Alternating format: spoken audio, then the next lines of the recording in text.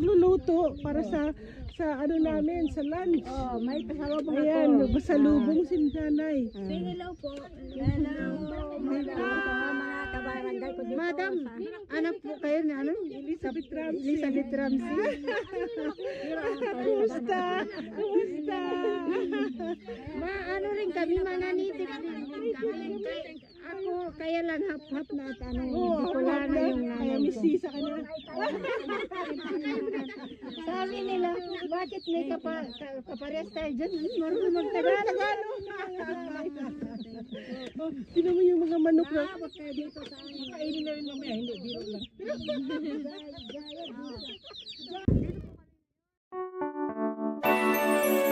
Thank you, Sansu.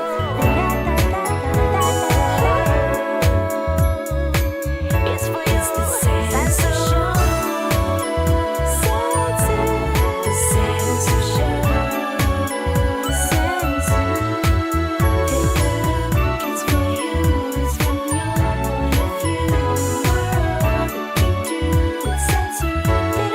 Thank you, Sansu.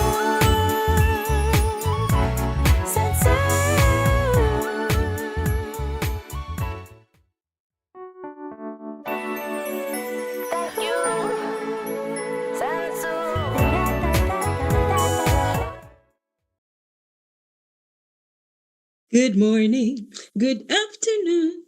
It's the whole night through. Good evening and good day to you and you and your hello everyone. Welcome again to the Sansu Show. Another episode, another hump day, another Wednesday.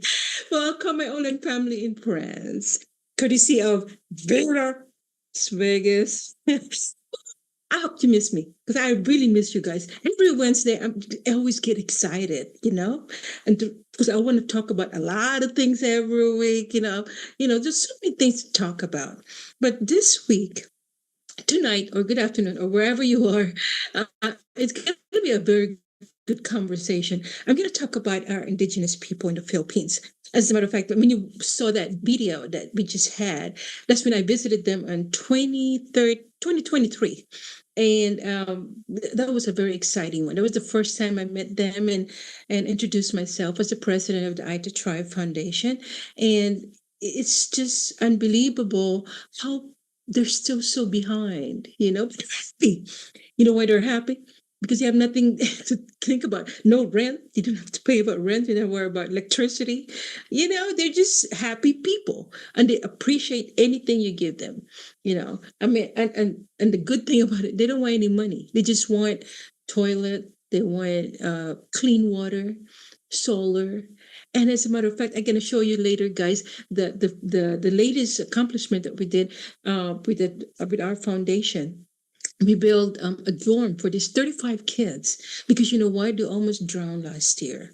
Because when they have a typhoon or really high tide over there, it's very dangerous, especially for little kids, because these kids are only kindergarten, and so they're really little.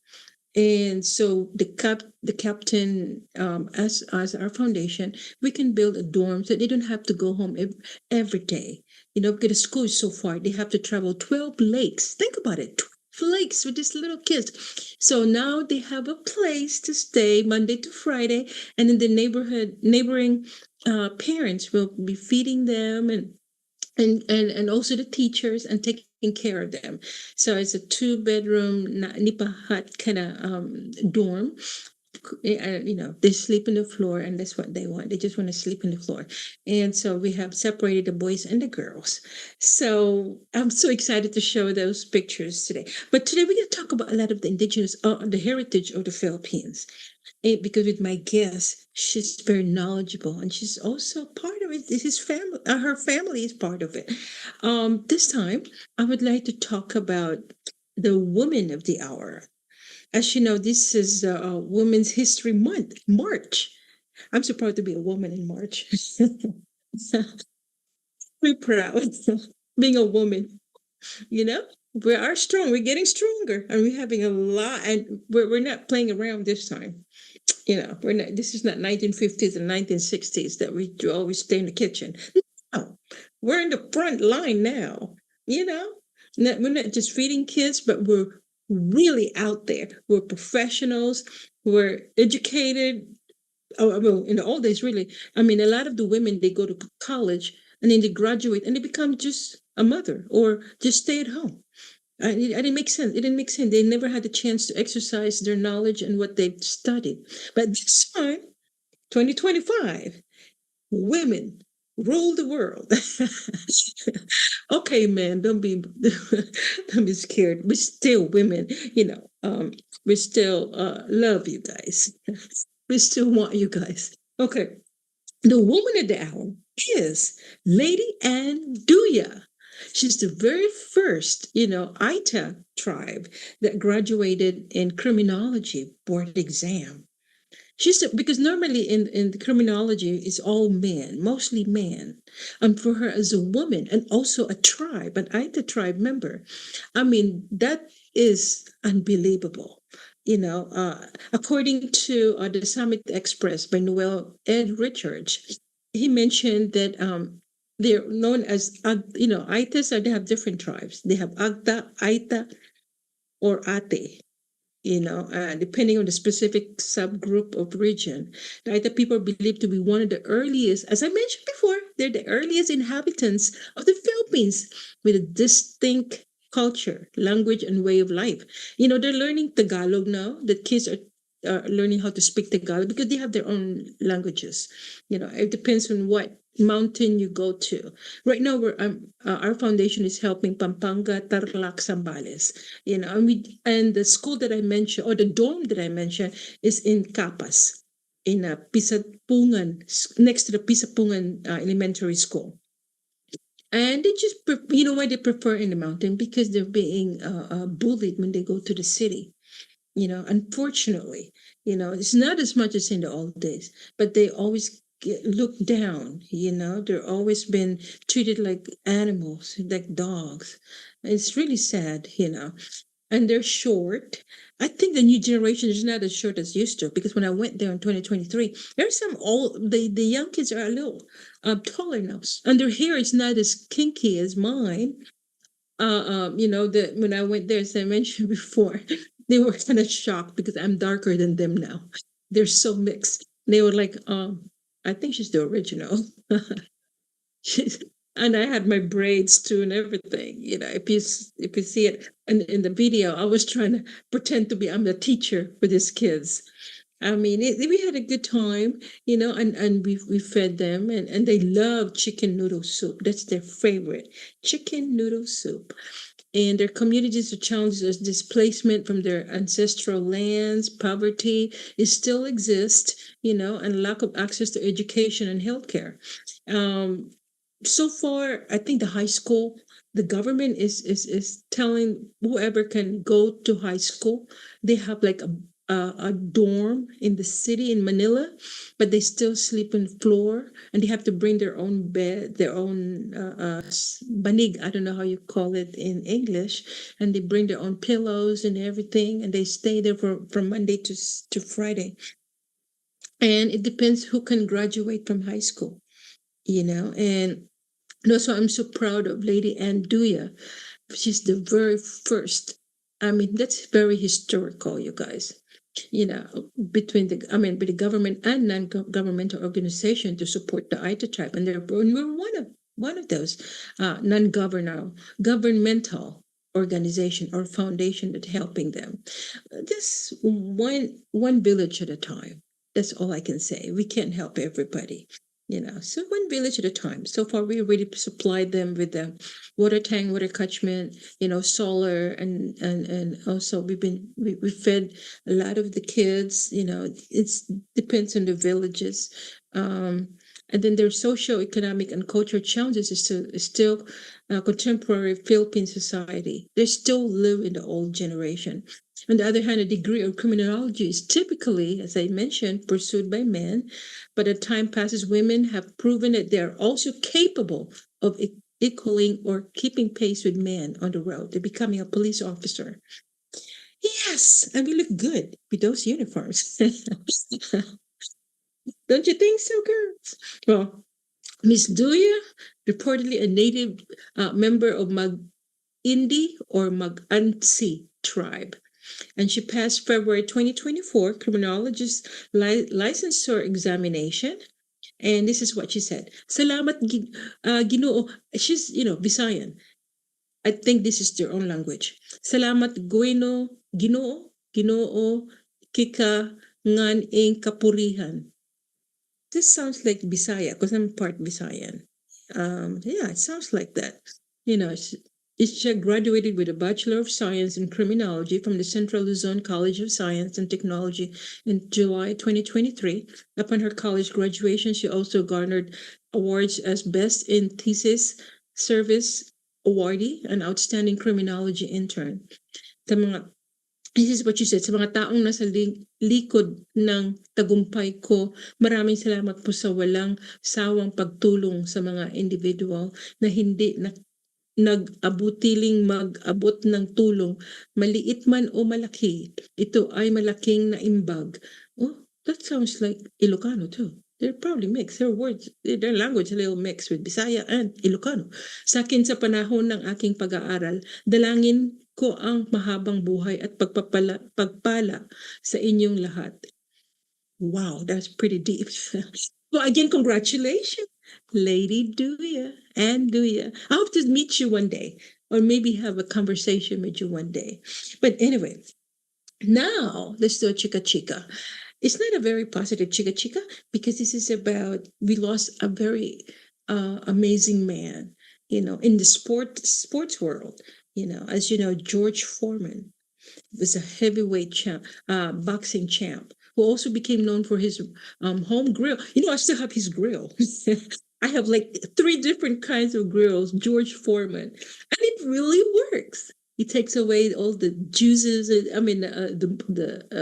fats from the hamburger. It's a very, very good business. Unfortunately, she died. There's a problem about Filipinos, about he and she. Unfortunately, he died March 21st, 2025, at the age of 76. It's too young, you guys. And guess what? He had 12 kids. He got busy, besides making all those grill. He was a busy man. And you know what? He named all his boys George. They're all George Foreman. I think that's weird. Well, anyway, he was secured a gold medal in the heavyweight division at the 1968 Summer Olympics. He won his first heavyweight title in 1973, and more than 20 years later did it a second time at the age of 45 in 1994. And guess how much he was worth? He's worth $300 million. So, $300 million. Well, congratulations, kids. To spend all that money. He was a very smart man. He wasn't just a strong man, but he was a very smart businessman. So, George Foreman, God bless your soul. May God's perpetual light shine upon you, and may you rest in peace. All right? Okay, now, let's talk about Chica Chica, about friendship. A lot of people really talk about, do you consider a friend if a best friend? What's the difference between best friend and just a friend?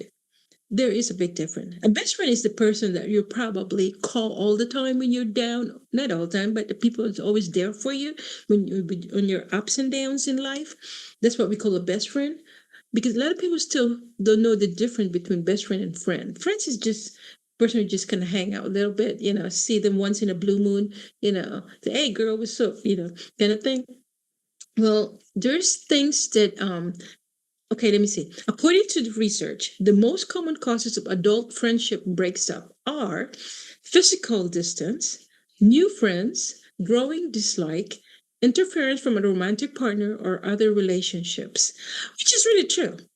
That's really it. Sometimes it causes you, it stress you, when you have friends that you love so much, and then you can't be with that friend because they're so far away.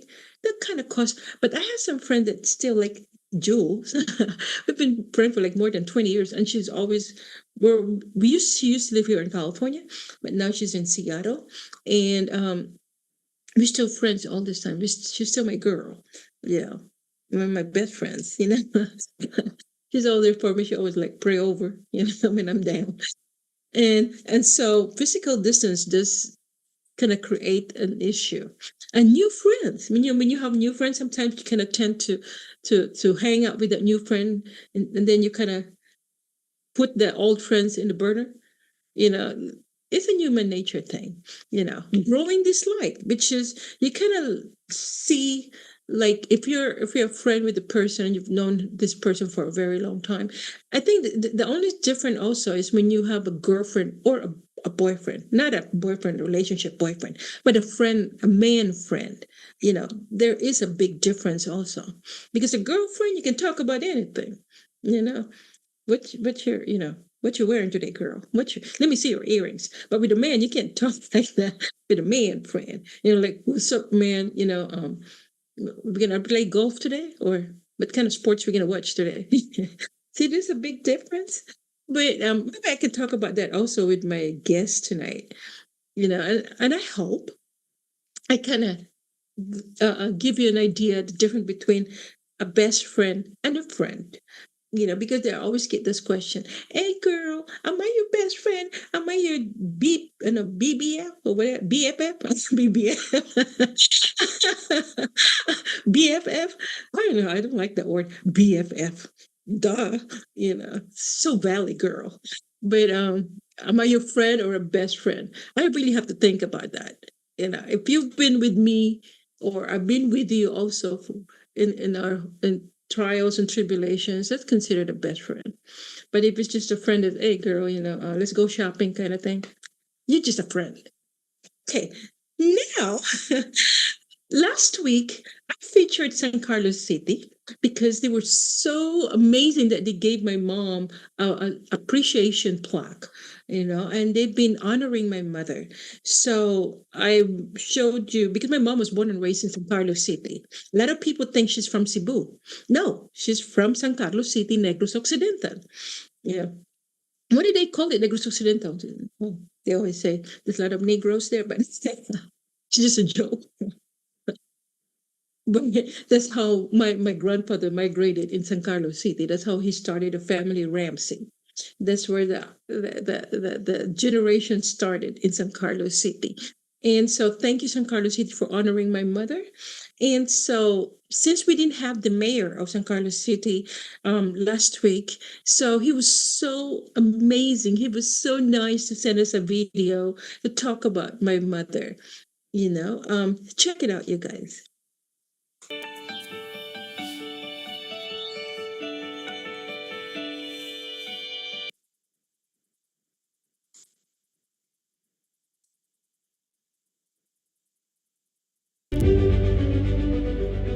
As part of our cultural mapping initiative for San Carlos City's heritage, culture, and arts, we proudly acknowledge the contribution of our beloved Miss Elizabeth Ramsey, a singer, comedian, and actress who left an indelible mark on the Filipino entertainment industry from the 1950s to 2015. Born in San Carlos City, Negros Occidental, Elizabeth Ramsey's unique talent, charisma, and Visayan accent established her as an iconic figure in Philippine showbiz. We are grateful to have her as part of our community's rich cultural heritage. May her legacy inspire our future generations of artists and performers to pursue their talents. To the Ramsey family in San Carlos City, we extend our heartfelt gratitude and admiration for your matriarch's outstanding contribution to the Philippine entertainment. We are proud to claim her as our own.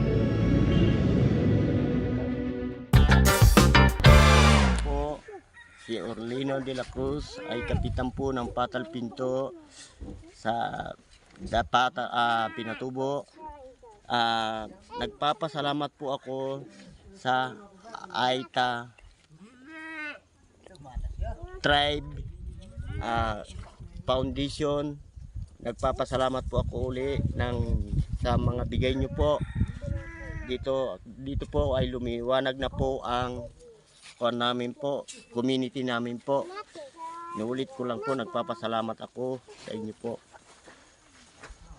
Ito po.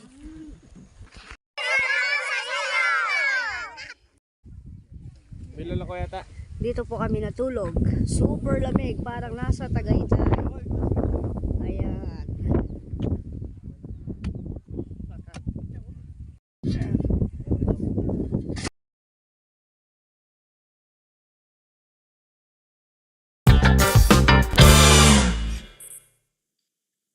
Hi guys. Okay. Again, I just want to thank Mayor Renato Gustilo. Gustilo. Thank you so much for your message about my mother. Thank you. And I can't wait to meet you in person. Hopefully this year. Okay. Now let's talk about my first guest, you guys. I'm so excited to have her because, as I mentioned, we're going to talk about Indigenous people in the Philippines. This is what we're going to focus in our show today.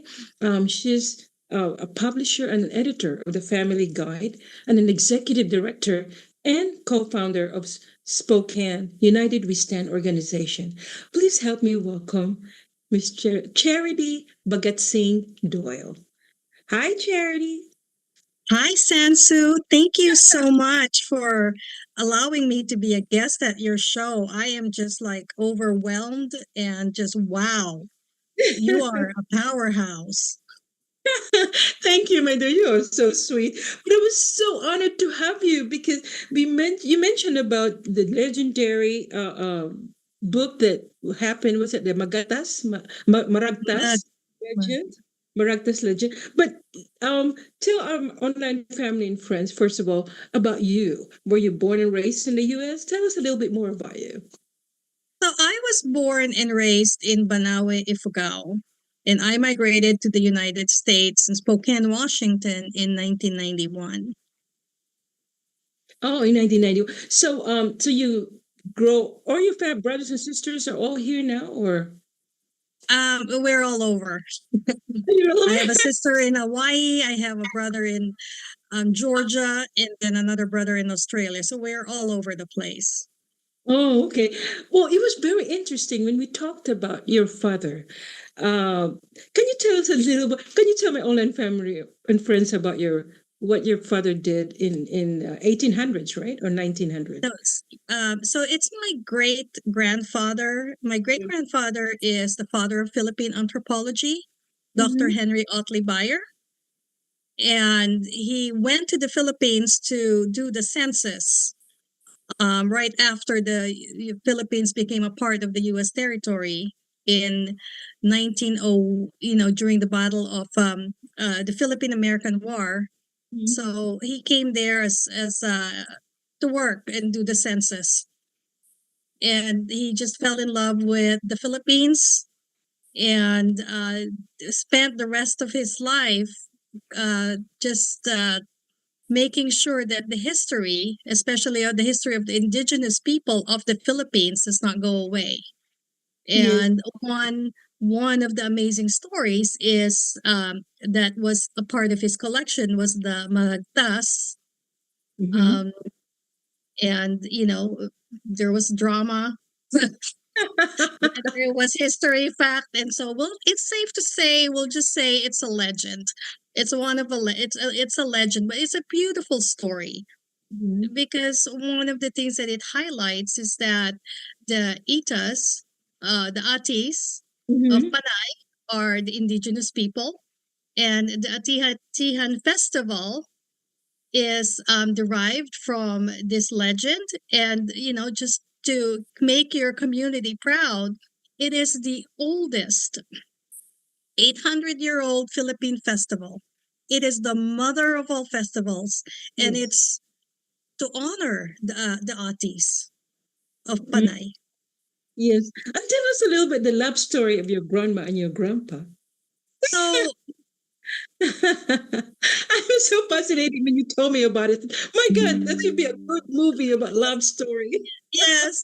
So So my so he was sent there to do the census of the Philippines, and there were only two tribes in the Philippines that was not conquered by Spain and outside influences, and that was the Mountain Province region, and the other one was the Manobo tribe in Mindanao. So it was between him and John Garvan, who was another working with the United States government at that time. So they flipped a coin, and John ended up in Mindanao, and my great grandfather ended up in Mountain Province.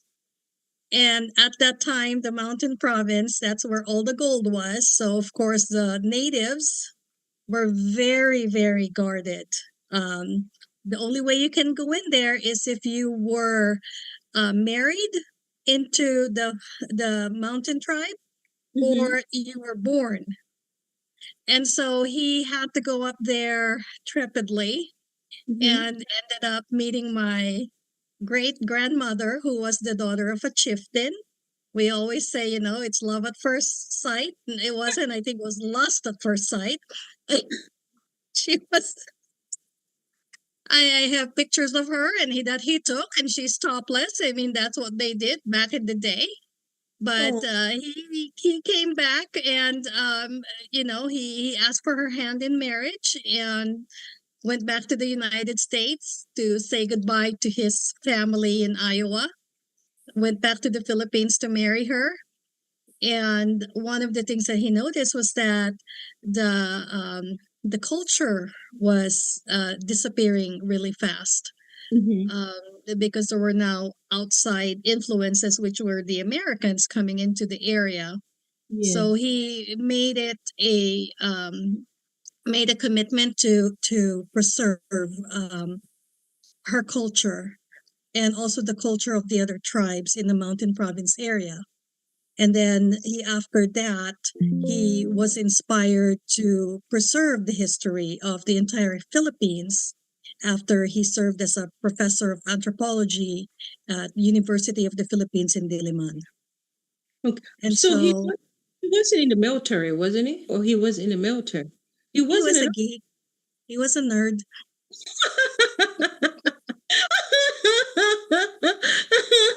he just I don't know how he found Philippines. How did he fall in love in the Philippines? I mean, with all the countries in the world. He was very well. He went to the St. Louis Fair in 1904, and there was, I mean, right now we'd call it a human zoo, but back then they were just so interested with the new acquisition, which was the Philippines, and in it there were the Ifugao people and other people from the Philippines. So he was really fascinated by that, and I think one of it is boredom, because he comes from Edgewood, Iowa, and my brother went there last summer, and he told me there's nothing in Iowa, nothing in Edgewood, Iowa. So he was bored. He says, "Can you imagine? 100 years ago, even today, 100 years later, there's still nothing there." It's just so that. You're right. He was bored. He was bored. Yeah, the life in the Philippines was so much more exciting. Yeah. So that's how So his magnus opus is called the Bayer Ethnographic Series, and it is a compilation of the Philippine myths, legends, customary laws. It's based after the Hudhud, which is a oral tradition from the Mountain Province region, wherein they pass down the history of the Mountain Province tribes by word of mouth.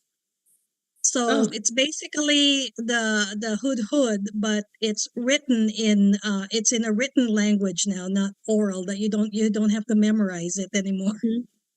Oh, okay. But did you learn how to speak their language, the indigenous? I used to when I was a child. I used to be able to speak the language. Now I can understand, and I'd have to really think before I respond. Yes, because okay, right. Some of the itas that I talk to, they still, I know a lot of Christian missionaries, they go to their tribes, their villages, and trying to convert them to be Christian, but they still insist that they believe or they understand what Christianity is all about, but they still have their own religion, which is the sun and the moon, and something like that. So, did you witness that? Have you ever visited? Have Oh yes, yes. I mean, within the Ifugao, Yeah.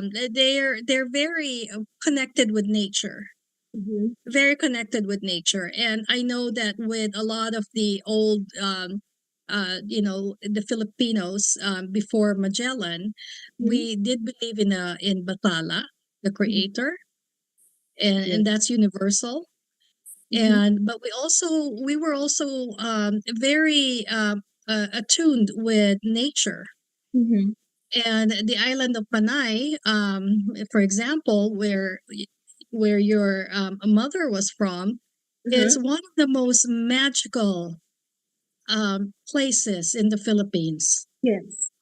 Yes, I agree with that one. I really agree with that. I mean, San Carlos City is a very small city, and a lot of people doesn't know. But now, I mean, I talk to them. There's a lot of tourists that retires there because the location is so hidden. You know what I mean? It's not a lot of tourists that comes there, that goes there. So basically, they have a peaceful retirement. They live in a little city and they have a little mall, and everybody's welcome. So San Carlos City is growing. It's really growing, and a lot of people is knowing. It's the second actually city in the whole wide world that is livable. Could you imagine that? With all the cities in the world, they're second. That's amazing. I mean, compared to the cities in the U.S., what is the Mhm. most livable city here? There's a lot, but I don't. We probably made it in the World Book of Records, but it's just to have San Carlos City. I'm so proud of it. I was raised there. I was not born there, but I was raised there by my grandmother. In San Carlos, but it wasn't a very in the old days. It wasn't really a very healthy situation being a black girl, because I was called all kinds of names. Being the darkest, because I'm the darkest in all my mom's children, because I got the color from my grandfather. He was really like charcoal black. You turn off the light and there you go. Smile, Grandpa, smile. And that's what happened to me too when I was small. My grandma always said, "Okay, Sansu, where are you? We have a brownout. Where are you?" So I got it. But it's just that it kind of scared me to go outside, because it's okay to be dark girl, dark skin, but it's just that to be called by other kids too, and the adults, especially the adults, that's the one that's more painful. But now San Carlos is very open. The discrimination, or I guess the old generation, kind of died down, And I went back there. I think there was 3 years before COVID, and I saw one of my classmates, and he tapped me. He said, "Sansu, is that you?" I said, "Oh my God, yeah." He said, "Well, I was used to be in your class. I'm one of your classmates." And then he had no teeth, and I was like, "Oh, are you the one who been calling me names when I was?" That's what you get. They call it lose all your teeth. Yeah. Got in mysterious ways. But tell us a little bit, my dear, about your business. Being a publisher and editor of the Family Guide. Is it a magazine? Well, it is a parenting directory that's distributed at the local school districts here in Spokane, Washington. Mhm. And then I run a nonprofit. It was founded after COVID during the pandemic, during the Oh, height of the anti Asian hate crimes. So we're able to unite the Spokane's Asian community together because there's safety in numbers. oh. So, why did you create an organization? I know it was about hate crimes, but have you thought about it? Or because you're the co-founder, as you mentioned, Hmm. right? Hmm. Okay, so how did you created it? How you said, okay, all girls got together and they say, okay, let's do something because we're being bullied. Well, it was a incident between the Chinese and the Vietnamese community, and I was just called in.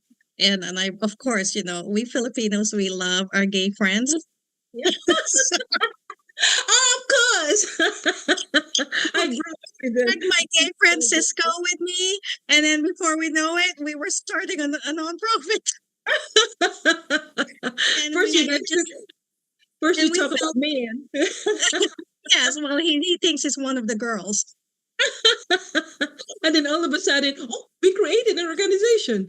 Well, wow, So yes, and so when we chose to use the arts to because the arts is safe, it's neutral, Mhm. and anybody can participate regardless of the color of your skin, regardless of your religion, if you're Malaysian or Indonesian or Thai, you Mhm. can everybody can participate, and so we've been having a fun time. I mean, our events are huge. Our Lunar New Year, we have over 20,000 that come, and then we have our Asian Heritage, and we usually have like 25,000 who attend. So all the Asians come out. But Wow. also going back to what you were saying, I'm also the darkest one in my family, and I know, girl, we're being bullied. but my um and I mean, I could remember when I turned 12. I mean, my aunties were trying to bleach my skin, and there was some shame involved with being darker skinned.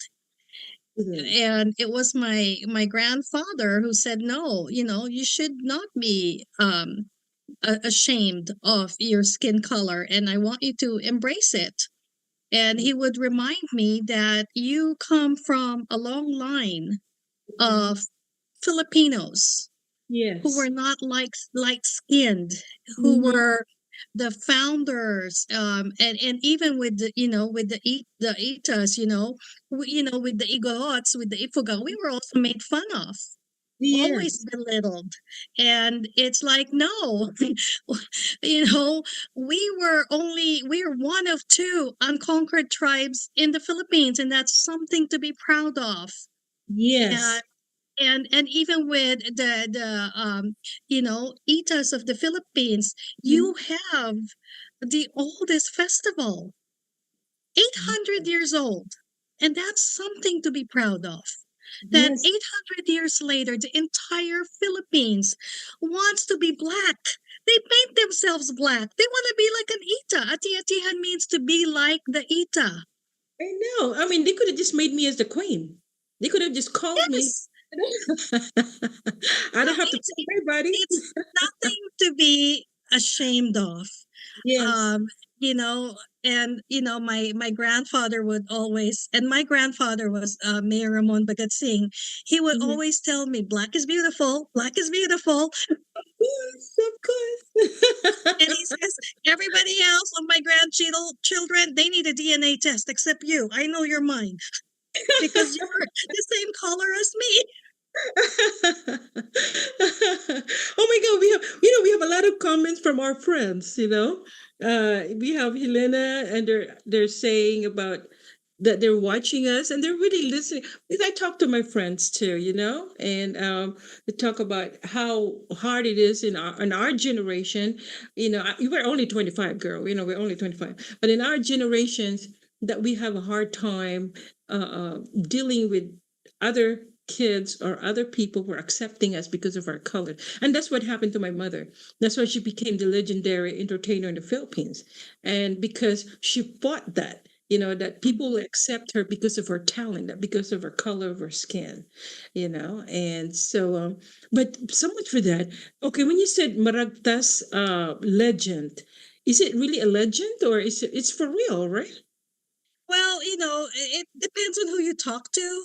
Mhm. From who's a Philippine historian, but I would have to say that it is we'll call it a legend to be on the safe side, so we don't get the scholars from UP like sending us like nasty little emails. but uh, um, but I do. It is a beautiful story on how the island of Panay was found was they were the Itas were the original indigenous tribe in Panay, and how the ten datus from Borneo came because they were trying to flee the evil overlord from Borneo, Yes. and they gave the Datu Maikudo, who is Mhm. the chief of the Itas, um, some gold necklace, a gold hat, and bowls in Mhm. exchange for staying in the beach area, and then they relocated up in the mountain area, and how they coexisted and lived together in harmony for long time. And the first there was like a storm, a typhoon that came, and it Mhm. wiped out all the crops of the Itas on the in the mountain area. So they came down to the lowland and they had nothing. And like you when you were saying how earlier that they're so grateful for the little things. It was Mhm. back then, according to this story. So I would have to say it's fact, because some of the traits that you mentioned that are still relevant today in your community, in your people, Mhm. is what was recorded 800 years ago, that Yes, they were yes. grateful. So they had nothing, they lost everything in the typhoon. So when the Datu Puti and the other datus fed them, they had nothing, so they Mhm. performed, they sang to them, and they danced, Yes. Yeah, because they that's really. all they could give back at that time. They lost everything in the typhoon, and to Yeah. show their gratitude for the the food that was given to them, that's what they provided in exchange. And then since then, every year or every time they would come down, and the datus would feed them, and then they would sing and dance. And then in time, the people, the descendants of the Datu, started painting Mhm. their faces black, not to make fun of the Atis, but it Mhm. was a way of honor. Yes. They were trying to honor them, that Yes. they loved them, that they accepted them, that they were also grateful for the gift that they Mhm. give them through song and dance. Yes. And It's that's such a beautiful story. It is. And plus, before the Spaniards conquered the Philippines or discovered the Philippines, actually there were a lot of dark skin. They were all dark skinned until it was mixed with Spaniards and I guess people from Malaysia had a little bit lighter skin, you know. But most of the Filipinos were dark in those generations.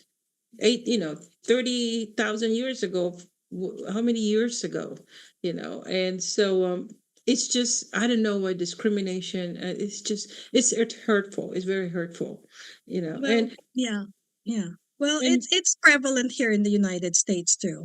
yeah, it is. So Pedro Ponteclaros, he wrote the Maragtas in 1907. He didn't write it. He says he claims that he's only the transcriber. That it Oh. was transcribed from two fragmented documents, Mhm. and then he put the story together to include testimonies from elders from the island of Panay. Panay, So he never attributed to writing it. He just says that he was the transcriber.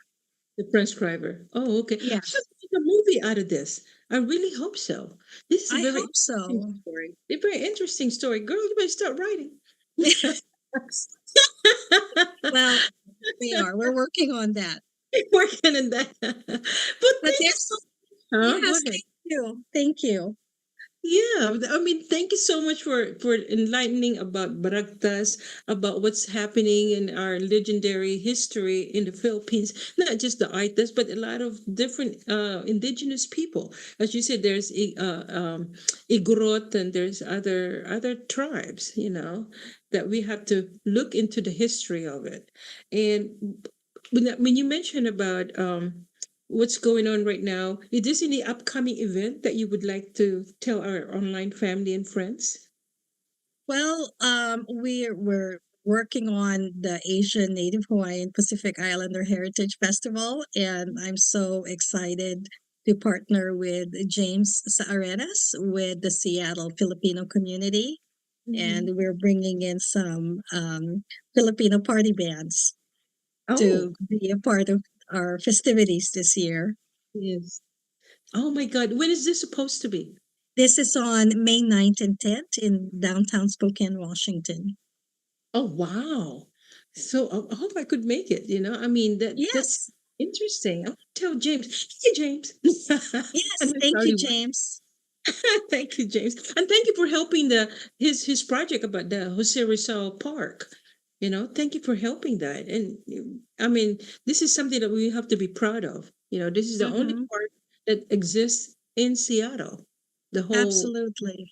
Yeah, so we have to really be proud of it. Well, thank you so much, Charity. Thank you for taking the time to spend time with us, actually.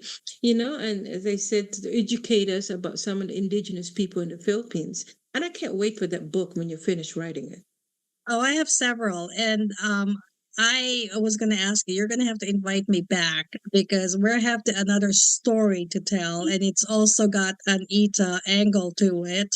It's Oh, the role of the Buffalo Soldiers in the Philippines. yes, I don't know yes, if you've heard that story. yes. So it's yeah, so they came here from Spokane, Washington, and they were sent to the Philippines and then they defected and fought Oh. alongside the Filipinos. They Oh, defected. oh, just like my grandfather, the same thing. He was in the merchant marine and he Yeah, just never went yeah, back to ship. yeah, they And stole all the guns from the white military guys. yes, yes. Oh But my that's another story. That's another story. But thank you, my dear. And yes, hope to see you again. We're going to talk some more about your other story about the book. And would you like to give a shout out to our online family and friends out there?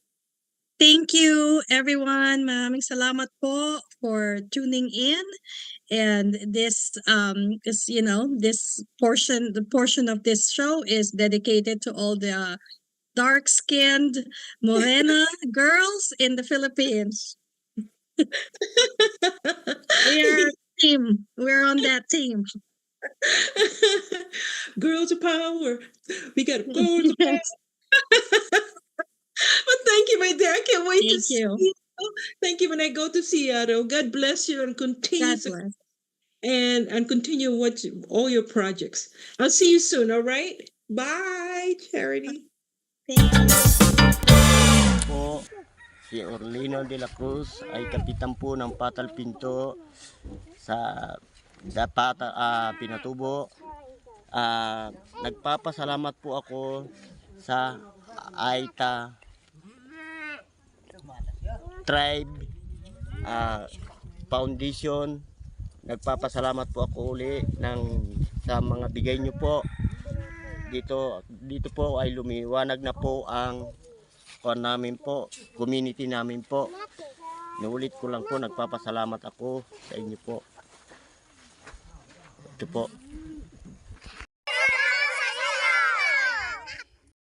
Ay mas pasalamat kami po sa nagtutulong sa amin po sa Aita Foundation po. Ngayon lang po kami ng ilaw na maliwanag po dito sa Patal Pinto po. Thank you po. Ito po yung mga kasama namin, nag-install ng solar dito sa sitio. Dayday. Ayan si Conchal. Ayan si Joseph. Si Goryo. Si Commander Aka. Ito si Kapitan. Ayan si Pangkok. Oh, ayan si Ate Parina. Ayan ang cooker namin, no, si Ate Parina. Ayan, no. Dito kami sa Sitio Dayday. Ayan, no. Dayday pala yung Sitio Dayday. Ayan. Ayan, no. Mamili-pili ka ba? Ayan sila. Nandito kami ngayon. Nagluluto. Ayan, no. Ayan yung asawa ni Kap. Ayan Ayan sila. Ayun yung mga yan, maliwanag na sa labas. Good morning everybody, nandito po kami ngayon sa Sitio Dayday. Nag-install ng solar panel. Ayan sila oh. Ayan si Kagawad Menus ng Sitio Dayday. Ayan si Pangkok. Ayun. Mabay dito. Bilala ko yata. Dito po kami natulog. Super lamig, parang nasa Tagaytay. Ayan. Ayan.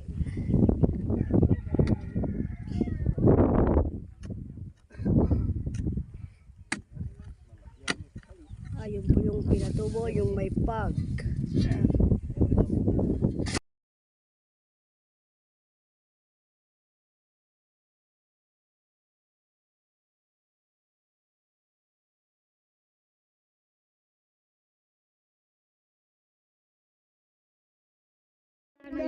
Misisa ka na. Sabi nila, bakit may kapares tayo dyan? Marunong magtagalog. Sino mo yung mga manok na? Kainin na rin mamaya, hindi, biro lang. Dito po kami ngayon sa Sitio Fil-Am Kapastala.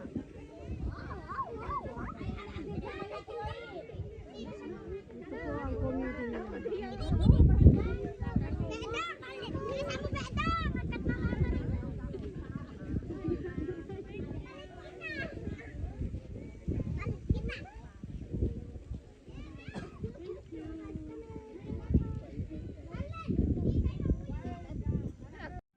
Salamat sa Diyos. Meron tubig. Ito po yung second day ng ating feeding program dito sa Sitio Pisapungan. Ang araw po ngayon ay Tuesday. Ayan, nagtulong-tulong ang mga parents sa pagluluto ng lunch at saka breakfast. Ngayon po, second day ng feeding program. Ngayon po nagpe-prepare sila ng for the lunch. Ayan. Ayan. Nay, ano po yung masasabi niyo sa feeding program natin?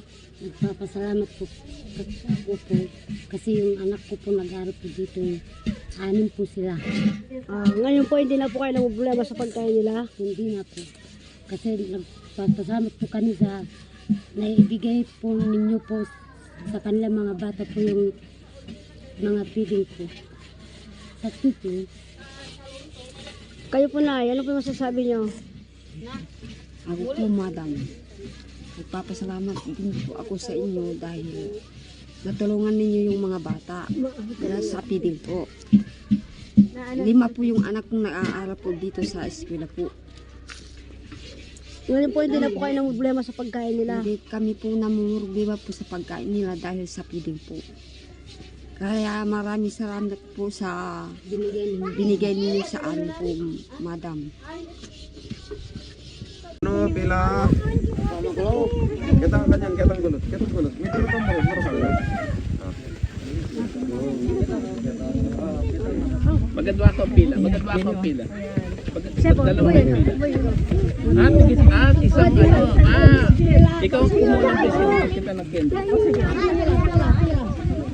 Magpila ka na kitang gulot. Kitang gulot. Magpila kayo.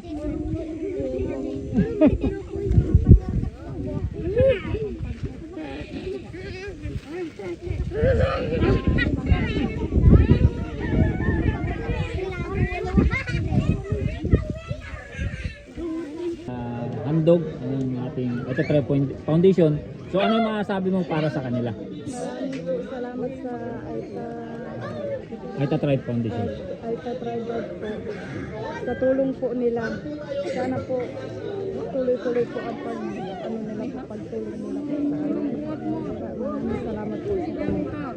Saka po sa mga teacher na nag-aaral po yung mga anak ko.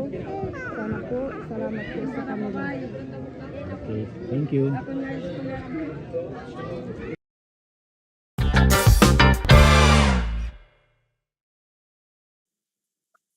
Hi guys. I just want to thank my wonderful guest, Charity Bhagat Singh Doyle. You know, it was a very interesting conversation about the indigenous people. As I mentioned, this week our show is focused on the indigenous people in the Philippines. And you know, also it's Lenten season, so let's not forget about that. It's 40 days of penance leading to Easter.